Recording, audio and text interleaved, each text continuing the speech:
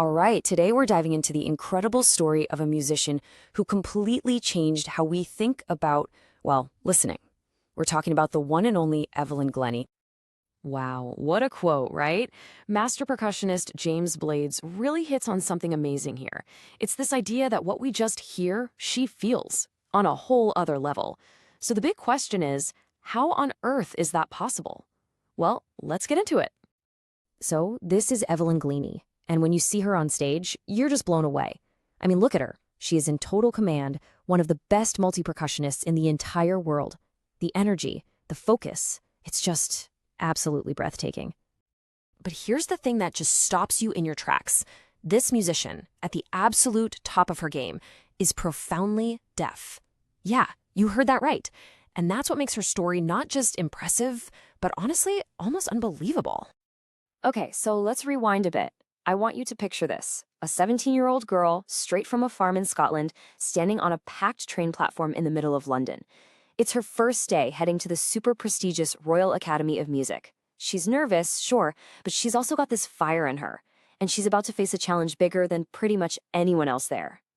Now, what's really important to understand is that her deafness wasn't like a switch being flipped. It was a slow fade, kind of like someone was gradually, day by day, turning down the volume knob on the entire world. That slow descent into silence is a huge part of her story. It all started when she was about 8 years old. Her mom called her name for her piano lesson, and nothing. Evelyn didn't move. For a while, she actually managed to hide it from her friends and teachers. But by the time she was 11, her schoolwork started to slip. Her headmistress urged her parents to see a specialist, and that's when they got the diagnosis: severe hearing loss caused by gradual nerve damage. And the advice they got was pretty devastating. Basically, they were told she should get hearing aids and be sent to a school for the deaf. Can you imagine? For a kid who lived and breathed music, that must have felt like the end of the world. She later said everything suddenly looked black. It was like her dream was just gone. But, and this is a big but, Evelyn was not about to give up. No way. She was determined to live a normal life and, more than anything, to keep pursuing music. And this right here? This is the turning point. This is where her biggest challenge starts to look a whole lot like her greatest opportunity. So she saw a girl playing the xylophone and something just clicked. She decided, I want to do that. But almost all of her teachers shot her down. They told her it was impossible. But there was one person, a percussionist named Ron Forbes, who saw something in her. He saw her potential when no one else did. And what Forbes did was pure genius. He didn't focus on what she couldn't do. He didn't try to fix her hearing. Instead, he gave her this incredible piece of advice. He told her, don't listen through your ears. Try to sense it some other way. And that single idea, it was the key that unlocked her entire future. So here's what he did. He took 2 big drums and tuned them to different notes, and he told her to feel the vibrations. And suddenly, it happened. Evelyn realized she could feel the higher drum's vibrations from her waist up and the lower one from her waist down. It was a revelation. He kept doing this exercise with her, and pretty soon, she discovered she could feel different notes in different parts of her body. She was literally learning a new language, the language of vibration. And that was it. From that moment on, she never looked back. With this new way of hearing music and just pure, uncut determination, she was on a path to stardom. Nothing was going to stop her. So remember that Royal Academy of Music, the place that seemed like an impossible dream? Well, she auditioned.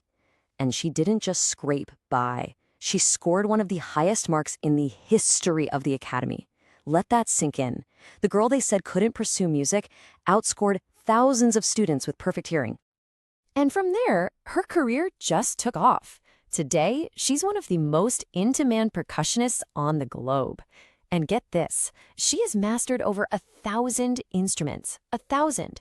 I mean, for most musicians, mastering just one is a lifetime achievement. She did it with 1,000, all while listening in her own unique way. Okay, so you're probably wondering, how exactly does this work? How does she do it?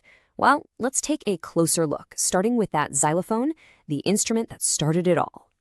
She describes it as music just pouring into her through every part of her body. It's not just in her head, it's everywhere. She says she can feel it tingle in her skin, in her cheekbones, even in her hair. With a xylophone, for example, the sound travels right up the sticks and into her fingertips. She can lean against the drums and feel the resonance flow through her. And you'll often see her performing barefoot because on a wooden stage, she can feel the vibrations come right up through her feet and legs. It's incredible. She doesn't just play music, she becomes part of it. So yeah, her musical achievements are mind-blowing, but her story is so much bigger than just that. Her journey has made her a massive inspiration for people all over the world. And what I love is how down-to-earth she is about it all. She doesn't talk about it like it's some kind of superpower. For her, it's pretty simple. She says if you work hard and know where you are going, you'll get there. That's it. It's not about being a hero, it's about determination.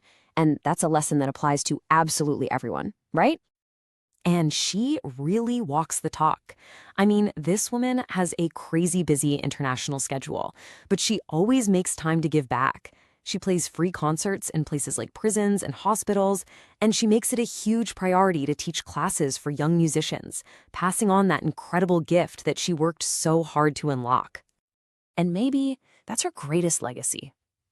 Anne Richland from the Beethoven Fund for Deaf Children just nailed it when she said this about Evelyn. She is a shining inspiration for deaf children. They see that there is nowhere that they cannot go. Wow, just think about that.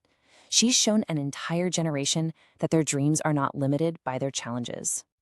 So, when you really look at Evelyn Glennie's story, it leaves you with this really powerful thought.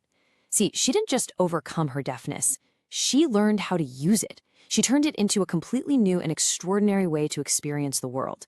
And that makes you wonder, doesn't it? It makes you ask yourself, what if that thing you see as your biggest obstacle isn't an obstacle at all?